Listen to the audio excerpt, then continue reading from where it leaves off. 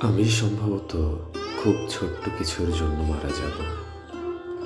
ছোট ঘাস ফুলের জন্যে, একটি টলমল শিশির বিন্দুর জন্যে। আমি হয়তো মারা যাব চৈত্রের বাতাসে উড়ে যাওয়া একটি পাপড়ির জন্যে, এক ফোঁটা বৃষ্টির জন্যে। আমি সম্ভবত খুব ছোট্ট কিছুর জন্য মারা যাব। দোয়েলের শিশের জন্যে, শিশুর গালের টোলের জন্যে।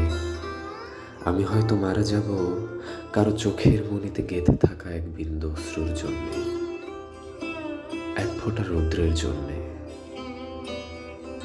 আমি সম্ভবত খুব ছোট্ট কিছুর জন্যে মারা যাব, খুব ছোট্ট।